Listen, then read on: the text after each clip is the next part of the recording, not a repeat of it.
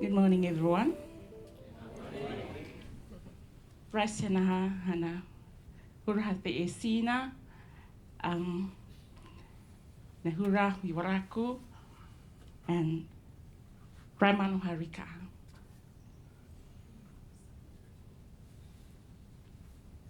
Tenei koto katoa. Enge tangata tea hua kainga. Enge kaumatua kaiga kuia. Kuahu Charity. No hua Solomon Islands.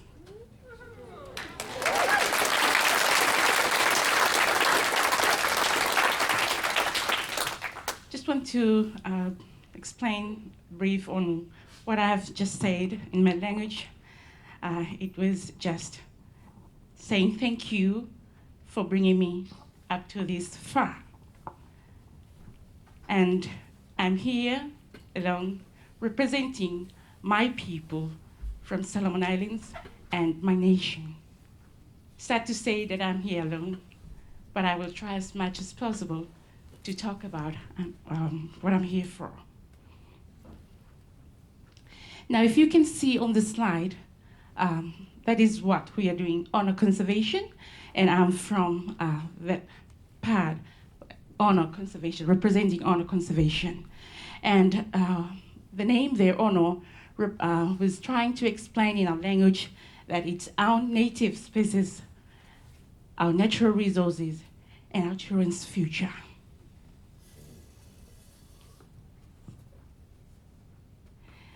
Now, honor conservation, we have been focusing on resource management.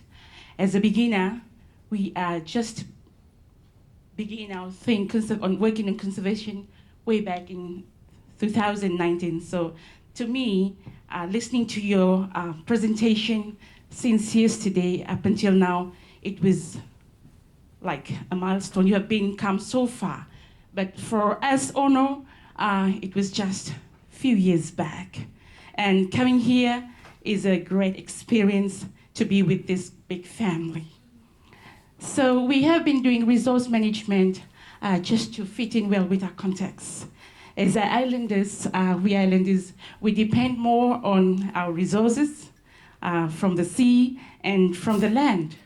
And so we are trying to protect our important resources, such as food and other important things that we depend on, as well as we carefully control harvesting and removing of our natural resources, as well as assessing the amount of things that we are using from our resources, and we also have some strong rules or ban to ban other things like logging companies or mining when we engage in conservation. And that is one of the main reasons why we have to take up this conservation thing. Now, just to give you a brief about Ono conservation. Ono is a tribal land that covers an area of 700 hectares of virgin forest, and it was located some 500 altitude above the sea level, and it was some 23 kilometers from the coastal, and it was further up into the mountains. And it is in Malaita province. Ono was along one of the biggest river in Solomon Islands, and that is Wairaha River. Now, it has been, sometimes way back, there's a consultation being carried out with our landowners, and we agreed to pursue this conservation thing. We have never dreamed of conservation. it was never in our dreams. But due to the vast logging companies flooding into Solomon Islands, that is why we are trying to do this just to prevent our natural resources from being destroyed. And there it is. And with the Millennium Sustainable Goals, we are much willing to do this, and the climate change, and with supporting our successive national government and the provincial government within our islands. We are very willing to work with them and to achieve these Millennium Goals and our own goals for our islands as well. And as we know that it is the island nation who are really affected in this issue of climate change. So in our heart, we are really working to support this, just to contribute to solve the problem of climate change. And there, with these clever policies, Honor, Travel and Conservation has established to implement the government with the climate change thing.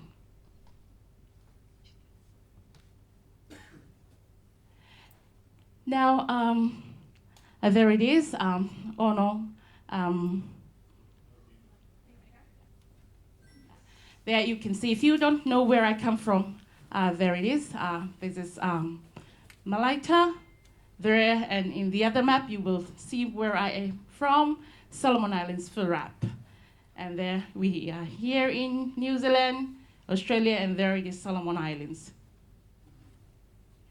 Now, this is the area that we are looking after within the conservation.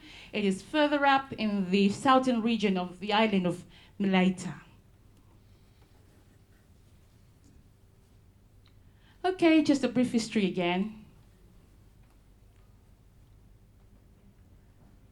Okay, sorry.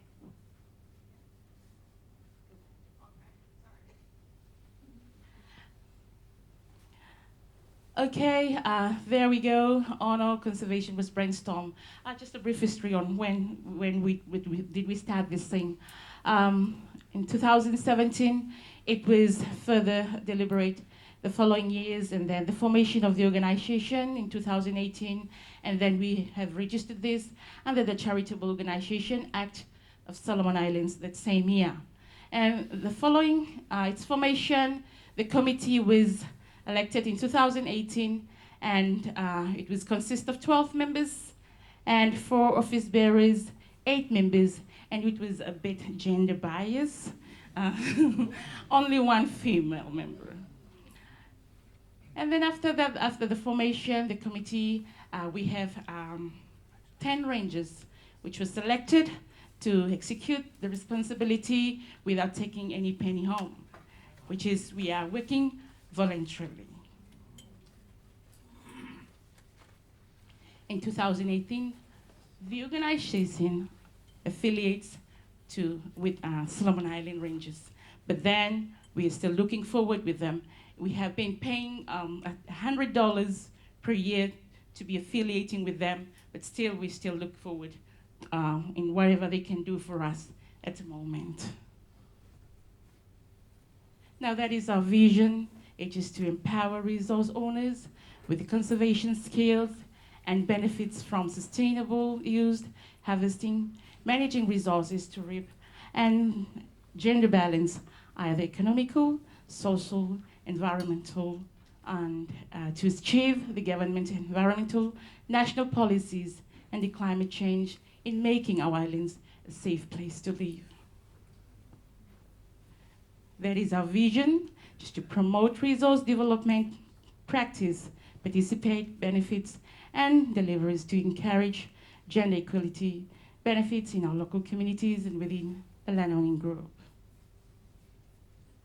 Now those are our objectives. If you can see, our conservation, we really want to reserve our natural resources for our generation to come, and just to maximize economic, social, and environmental benefits to the resource owners, in the community, in the province, in the country in overall, and to contribute to climate change, as I've repeated many times, and to probably manage the extinct natural resources and habitats, to create a little bit small-scale job employment opportunity for our people, and to educate our young people on how to manage their natural resources as well. Now, we have been through this conservation thing, and this is what we have achieved. The organization, which is effort, have accomplished a fully implemented project, but we are yet to, we have been reached up to stage 6. Within our conservation, our policies, we have 12 stages to accomplish to the protected area, but as for ONO, we have done 1 to 6, and as from registration, field training of rangers, and hence there are still other stages that we are still yet to accomplish. And with the help of My Masina Greenbelt, that's an umbrella body that we are working under in the southern region, we have achieved all these things here up to stage of 1 to 6. Now currently, the forest development taking place on ground, that is, we are engaging in the following activities is listed there: collecting of seedlings, nurturing, managing and monitoring of nursery, transplanting, and monitoring of plant. Those are the things we are engaging currently in our conservation. And we are doing it in 4 phases. And the first phase we've done is 2,000 seedlings has been transplanted on ground. And then it has been divided up into 2, and we almost complete the other phases. And at the moment, we have covered about 21 hectares that we've planted already. And the rangers are the ones who are really taking care of. And they are also doing other jobs like tasks as looking after the area from being garden, doing vegetation or gardening, and also banning the place or looking after the place in case other people can come and hunt or whatever animal that is in there. We also look after the part of the river that ONO has located by, so we make sure that nobody enters the place and do fishing or collecting of shells as well.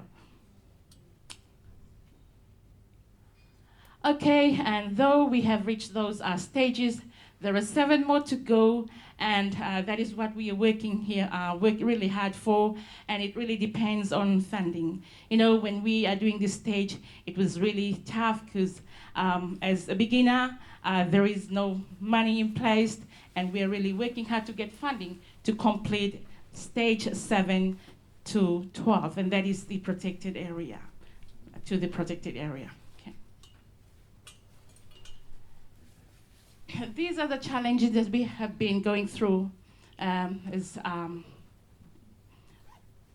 being part of this conservation thing. Funding was one of the part that really hits hard on us. There's lacking funding to facilitate the project, and it really hit hard on the organization. COVID-19 pandemic is another thing that really had an impact on the organization. There has been things that should be done, but since there is a COVID in our country, the planned activity has really affected as well. Our geographical location, as I've said, the project was really up into the mountains, and I think that is another setback for us. Traveling up there is not easy, as there is no access. We've been following the river, just getting canoe from the coastal and then up the river, and it is not really that easy. And so I think that is another thing that really puts us gives us another setback. The process to implement the Provincial Act and the national policies are one of the setbacks too. It is really hard. It is sad to tell you that Solomon Islands, compared to conservation and logging thing, the loggers really get what they want in few weeks' time. but the conservation thing, it was really hard to complete the process in getting up there. Although there are policies and acts that really really put in place to address this thing, but then the really support and for the government to support this conservation thing was really not there. Okay. Now, this has led having this like lacking of funding and all this has led to within our conservation there was other stages that are yet to be complete, like the awareness, no inventory, no launching, and not even a proper mapping. As you have seen from my map, it doesn't have a name on it, but that is what we all we have, and I just have to show you, and that's how far we have gone with the mapping thing. We have registered and paid the membership fee with the rangers since 2018, but still our rangers are still going without pay, as I've said. Now, for my country, Solomon Islands, cultural hindrance is another thing to deal with. Now, coming here and representing my people, it's a big gap. Like women doesn't take up a big responsibility. And it's a challenge for us, like trying to teach our people that women can do whatever compared to men.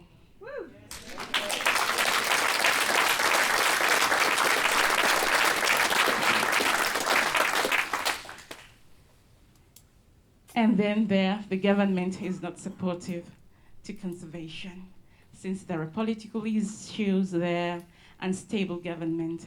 And if you have heard recently, there are rioting and looting in my country, which is a big challenge for us when we involve in such a thing as conservation.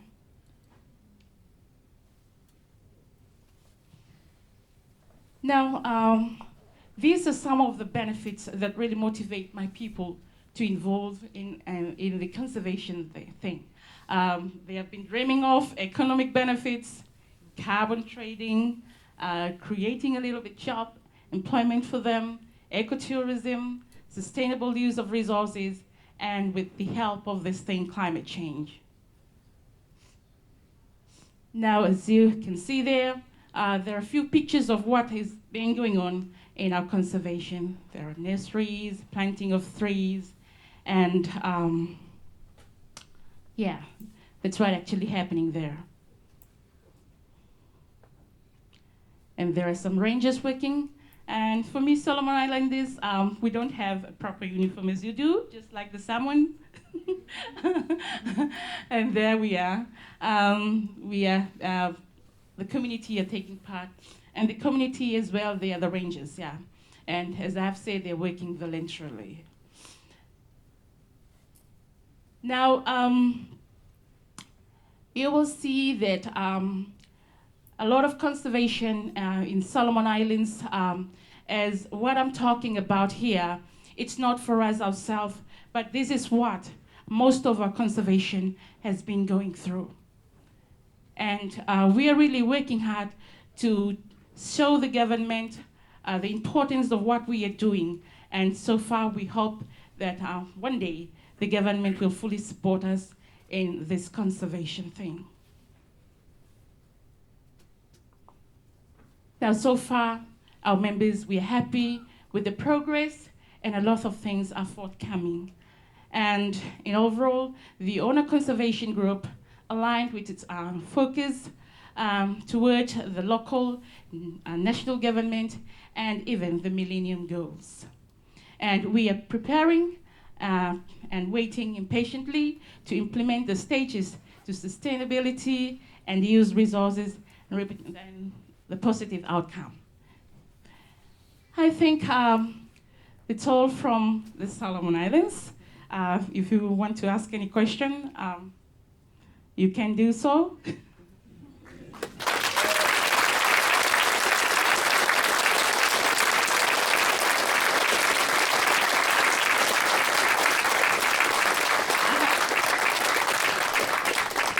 Can you hear me? Yeah. I have to say that it takes a really big person to stand up in a country that, does not appreciate women as much as some of the other countries do. And Charity did that. So I think she's very, very courageous.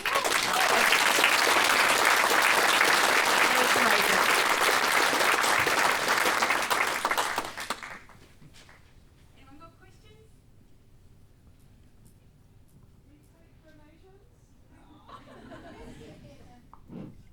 Um,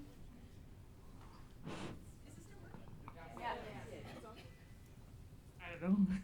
Okay, what is your question again? Do you take donations? Yeah. Donation is for free. Yeah, we do. Any more? Charity, when you said that your association pays to be a member of the Solomon Ranges, what does that mean? Oh, yeah. In Solomon Islands, we pay affiliation fees to the Solomon Island Rangers. I don't know why, but that's the requirement to being to be a member with Solomon Island Rangers. We have to pay an affiliation fee every year. I don't know. Maybe it's for the sport that they will. I don't know. Yeah, but that's what we do. Yeah. I don't know if it's for free for you guys in other conservation. No, you don't pay fee. Oh, that's strange for us. We do. Yeah. As an association, we do pay fees to be incorporated. So that's to the government. That's not to the Ranger Association. Yeah, I think it's different. Like we have a membership fee, and then it's what we then use to implement different programs that we have within that our state. I can speak a little bit on behalf of the Ranger Association just because they're very green. They did establish back in 2015, but they're not like us where they can eloquently kind of write applications for funding and so on. So it's probably just slow coming. They are establishing themselves and coming up with programs. They did take the Rangers Training Rangers program and develop one themselves. They've applied for further funding and have been able to implement some training to other ranger groups.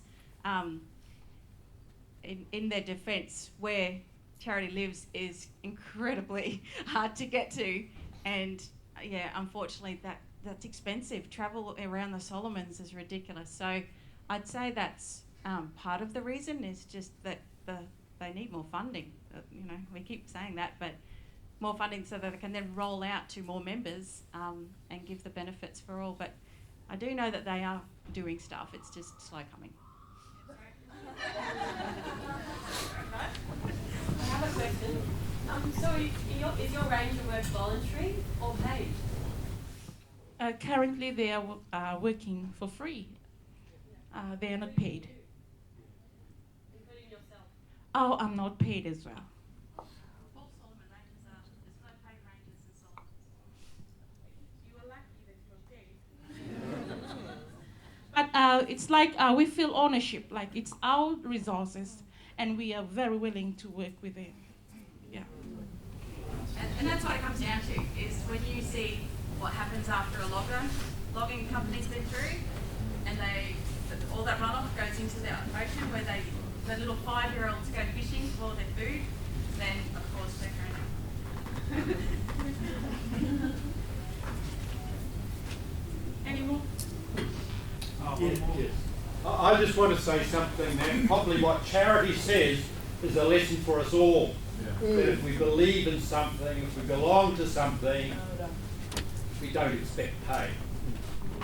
Thank you, Charity. Yes.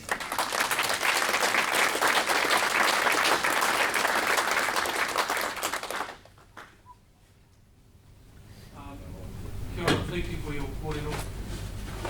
Just wondering, Joe, would RIF consider discussing with the department about requesting some support for places like the Solomon Islands, like Samoa, go over there and do a stint. Yeah, if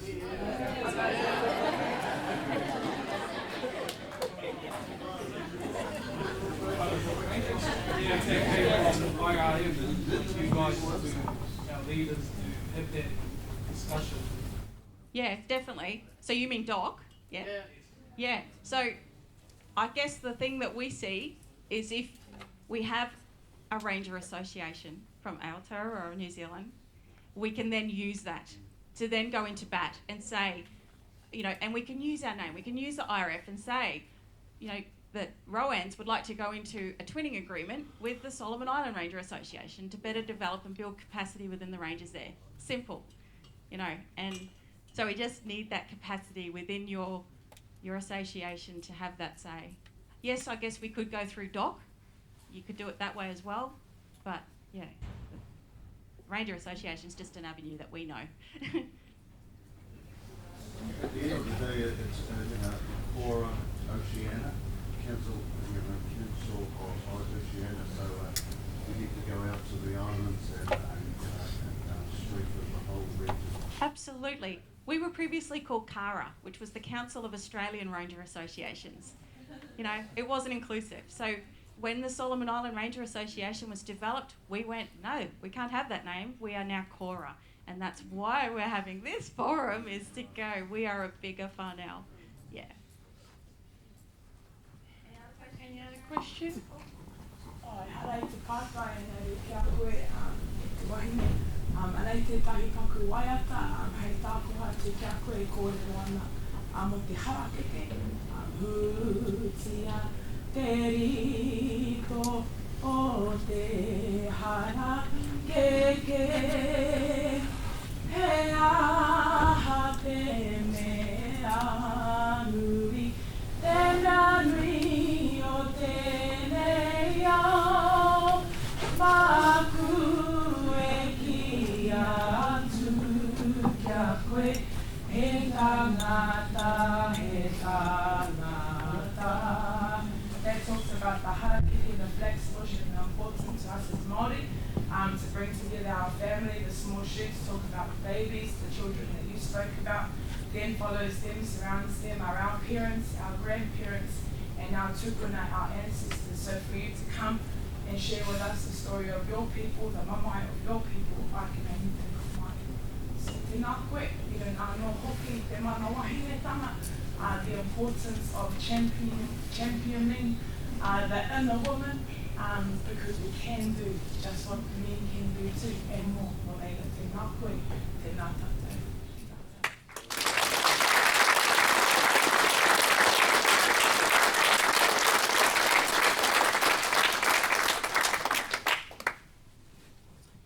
Thank you so much.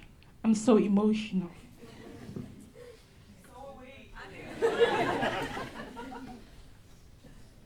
And once again, thank you for listening to my presentation.